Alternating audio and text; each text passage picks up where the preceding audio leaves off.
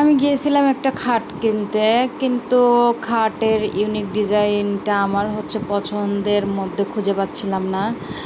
আমার আবার ইউনিক না হইলে চলে না। আসসালামু আলাইকুম, আমি সোনিয়া রহমান, লাইফস্টাইল অফ সোনিয়া থেকে। খাট কিনতে যাওয়ার পরে আমার এমন গরম লাগছিল, পরে কী করব, বললাম যে একটু কিছু খাই। তারপরে একটু কোল্ড কফি নিলাম। কফি তো আমার খুবই পছন্দ, আপনারা সবাই জানেন যে গরিব হইতে পারি কিন্তু কফি ছাড়া আমার চলে না, আমি চা খাই না। এর জন্য এই যে একটা কোল্ড কফি নিয়ে নিলাম। কোল্ড কফিটা অনেক ভালো লাগতেছিল আর কি গরমের ভিতরে। যাই হোক, চলে আসলাম খাট। আমি এত বেশি খুঁজতেছিলাম যে ইউনিক ডিজাইনের ভিতরে হবে, হাতিল বা অটোবির কোনো কপি হইলেও সমস্যা নাই, কিন্তু এত এত ডিজাইন, হিজিবিজি ডিজাইন, এই ডিজাইনগুলো আমার একদমই পছন্দ হচ্ছিল না। আমি মানুষ যেমনই হই না কেন, কিন্তু আমার পছন্দ ইউনিক জিনিস ছাড়া আমার কোনো কিছু পছন্দ হবে না। এই যে অনেক অনেক ডিজাইন দেখতেছিলাম, অনেক অনেক কিছু দেখতেছিলাম।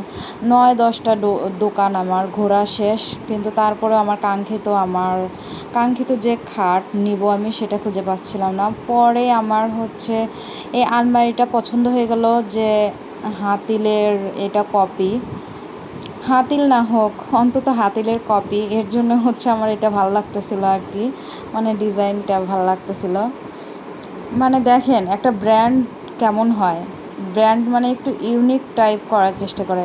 আর অন্য আলমারিগুলো দেখতেছিলাম এত হিজিবিজি কাজ, এত হিজিবিজি ডিজাইন, ওটা দেখে আসলে আমার আরও মন খারাপ হয়ে যাচ্ছিলো। মনে মনে ভাবতেছিলাম যে ঢাকায় থেকে নিলেই ভালো হইতো, ইউনিক হইতো। যাই হোক, কী আর করা, এটা আমি পেয়ে গেছি, আমার অনেক ভালো লাগতেছিল যে খাটটা অন্তত হাতিলের কপি পাইছি। যাই হোক, এই যে এটা আলমারিটা নিতে পারি নাই, বাসায় কালার করা হয় না, এর জন্য এই যে খাটটা নিয়ে নিচ্ছি আর কি। খাটের ডিজাইনটা দেখেন, একদমই সিম্পল, কিন্তু অনেক বেশি ইউনিক। কিন্তু ব্র্যান্ডের জিনিসই ইউনিকভাবে একটু করার চেষ্টা করে, আলাদাভাবে কাস্টমাইজ করার চেষ্টা করে, আমরা সবাই জানি। এর জন্য নিয়ে নিলাম এই খাটটি।